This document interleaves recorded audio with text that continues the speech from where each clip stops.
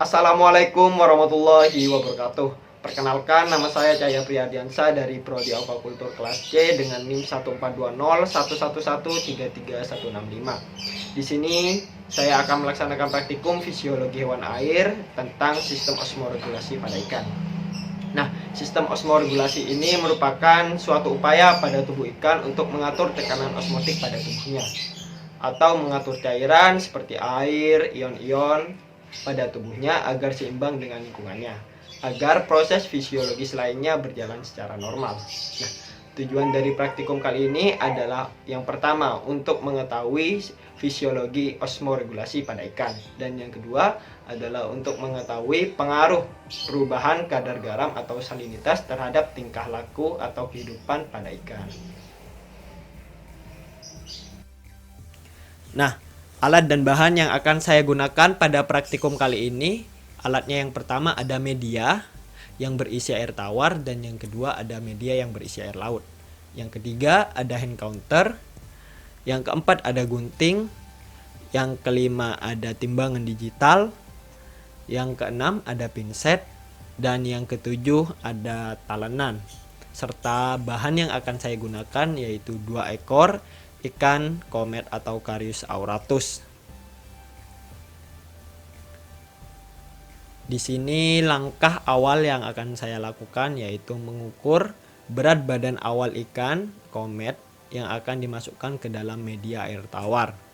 Di sini diketahui berat awalnya yaitu 4,42 gram. Nah, selanjutnya kita akan memasukkan ikan komet ke dalam media yang berisi air tawar. Di sini kita akan mengukur buka tutup operkulumnya, serta kita akan mengamati tingkah laku ikan komet tersebut. Nah, di sini juga kita akan mengamati osmoregulasi pada ikan. Nah, osmoregulasi ini sendiri merupakan upaya pada ikan untuk mengatur tekanan osmotik cairan tubuh sehingga layak bagi kehidupan ikan itu sendiri, dan proses fisiologis pada tubuhnya itu berjalan dengan normal.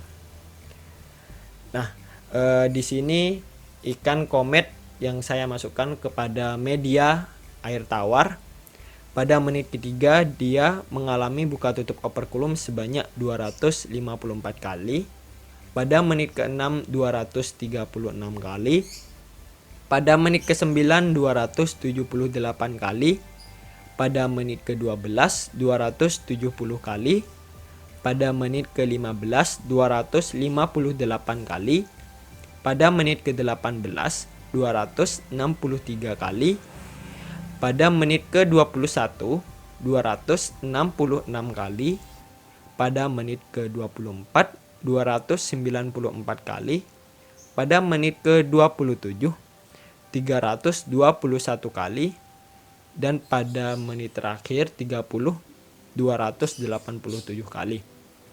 Nah, dari data-data tersebut diketahui bahwa buka tutup operkulum pada ikan komet yang saya masukkan ke dalam media yang berisi air tawar cenderung normal dan stabil. Nah, ini terjadi karena pada ikan air tawar yaitu komet dimasukkan ke habitat aslinya yaitu air tawar, oksigennya terpenuhi. Jadi ikan tersebut tidak mengalami stres. Ikan tersebut pergerakannya cenderung normal, lincah dan juga aktif. Buka tutup operkulumnya pun juga sama, stabil pada menit ke-254, pada menit ketiga 254 kali, dan pada menit ke-30 287 kali. Itu cenderung normal dan stabil. Nah, regulasi pada ikan air tawar atau ikan komet ini disebut regulasi hipertonik atau hiperosmotik, yaitu pengaturan secara aktif konsentrasi cairan tubuh yang lebih tinggi dari konsentrasi medianya, yaitu terjadi pada ikan komet ini sendiri. Jadi cairan tubuh pada ikan komet ini lebih tinggi daripada cairan tubuh yang ada di dalam media ini, yaitu air tawar. Nah, langkah selanjutnya kita akan mengukur berat badan akhir pada ikan komet ini setelah dimasukkan ke dalam air tawar, yaitu sebesar 4,44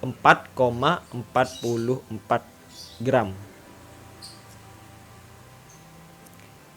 Selanjutnya, ikan komet tersebut akan saya masukkan ke dalam media yang berisi air laut. Pada media yang berisi air laut ini, ikan tersebut awalnya saya masukkan kaget dengan perubahan lingkungannya. Pada menit ketiga, ikan mengalami 301 kali buka tutup operkulum.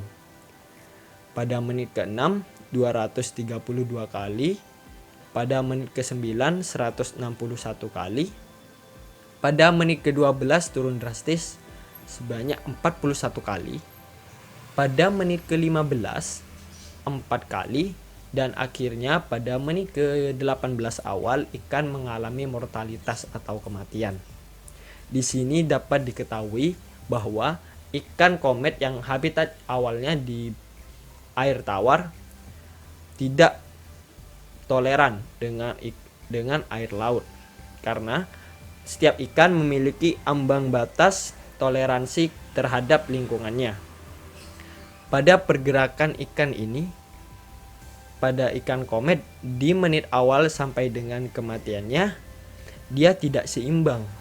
Tingkah lakunya dia bergerak dan berenang tidak seimbang.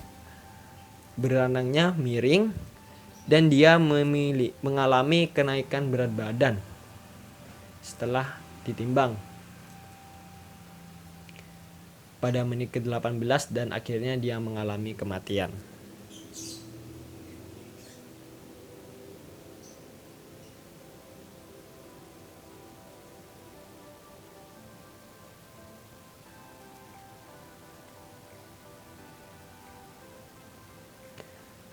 Selanjutnya, setelah diamati pada media air laut, kita akan mengukur berat akhir dari ikan yang telah dimasukkan ke dalam air laut tersebut.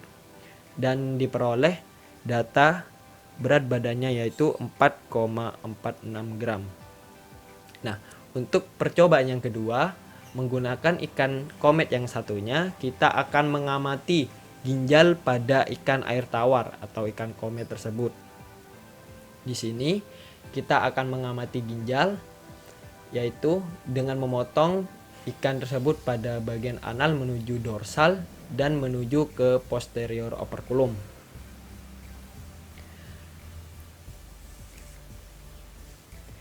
Ginjal pada ikan ini sendiri berfungsi utama, yaitu sebagai pengatur kadar cairan tubuh atau osmoregulasi tadi, sehingga tercapainya keseimbangan antara cairan di luar tubuh dengan di dalam tubuh.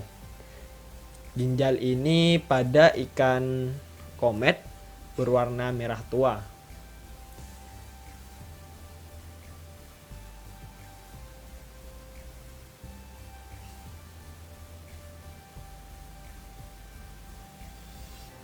Di sini kita akan mengeluarkan organ-organ dalam pada ikan komet dan hanya menyisakan ginjalnya saja untuk diamati.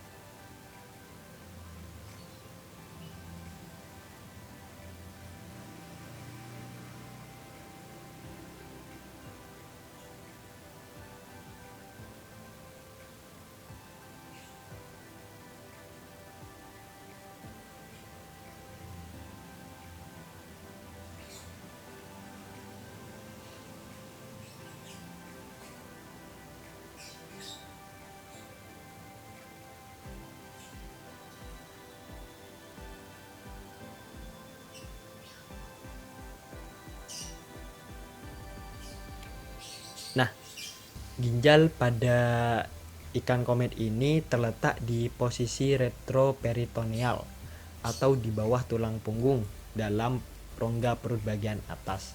Nah, sama seperti yang saya katakan tadi, ginjal pada ikan komet ini berwarna merah tua.